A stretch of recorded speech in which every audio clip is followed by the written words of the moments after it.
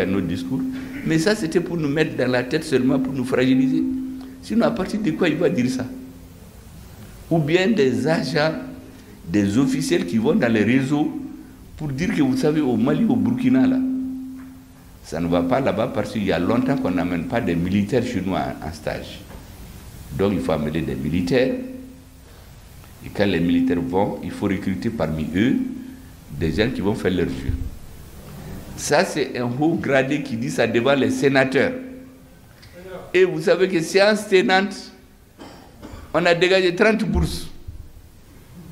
Je connais les pays où ils les ont donnés. Donc, c'est des futurs militaires qui vont faire leur jeu.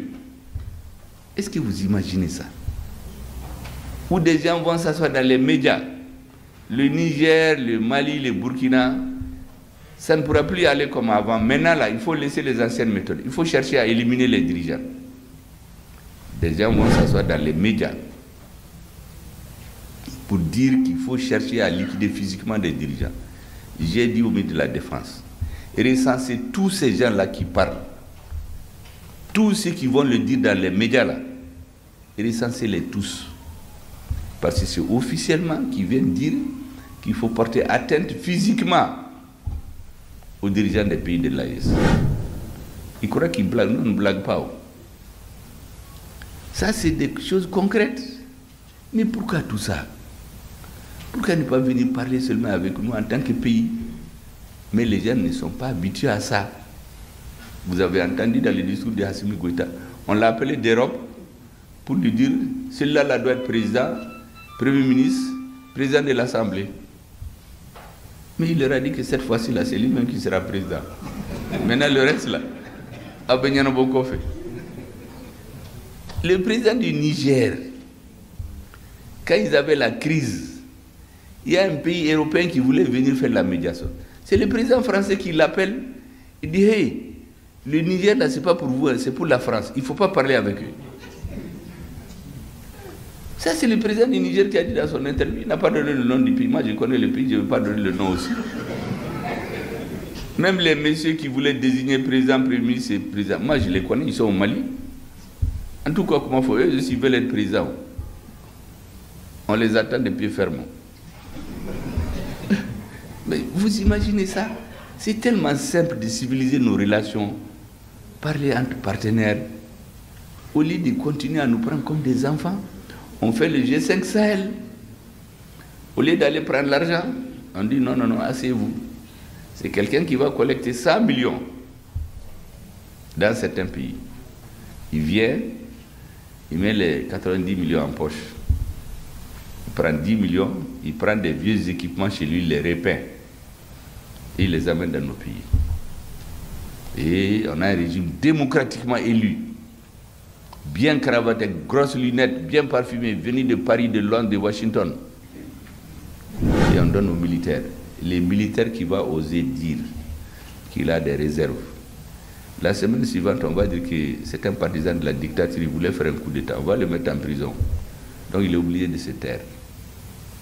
Moi, j'ai vu des pays où le chef d'état-major m'a dit que des gens sont rentrés dans un engin venu de G5 Sahel. Ils ont fait un accident, tous les pieds du soldat sont coupés. Parce que c'est un vieil équipement qu'on a repeint pour venir leur revendre. Le reste de l'argent est empoché. Mais si nos pays ont la chance d'avoir des dirigeants qui comprennent ça, mais venez parler avec eux. Au lieu de continuer à nous menacer, les bagabaga là, c'est terminé. Nous, on reste chevillés aux prescriptions qui sont dans l'article 34 de notre Constitution. Tous ceux qui veulent travailler avec nous, il faut te dire que ces gens-là, c'est un État souverain.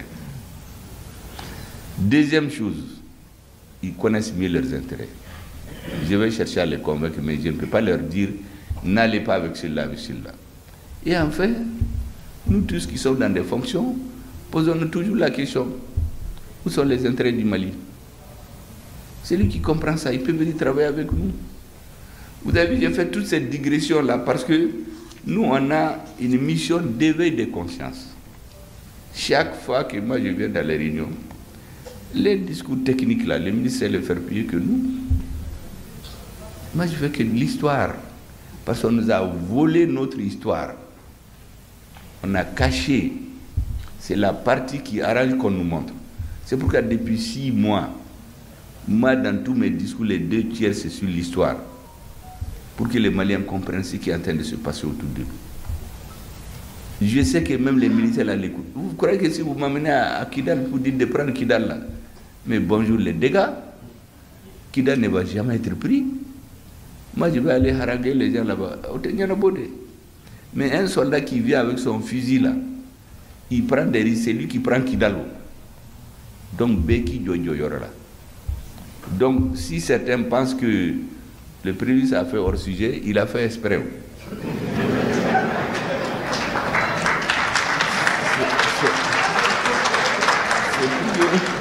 C'est pour que dans ce qu'il dit là, il y a à boire et à manger pour tout le monde. Certains vont aller dire qu'il parle trop. Ça, c'est pas mon problème. Les opposants disent pire d'ailleurs. Ils disent qu'il est clivant. L'essentiel là, c'est qu'il y ait certains qui comprennent ce qui se passe dans notre pays. Voilà ce que je voulais vous dire et vraiment je vous remercie. Le lancement. Et, vous avez vu, je voudrais donc, monsieur le ministre, donc les têtes dégradées, la cérémonie là, je la déclare lancée officiellement.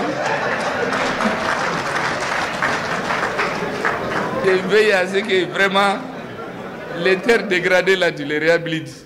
Moi, je vais continuer mes discours jusqu'à ce qu'on nous laisse en paix.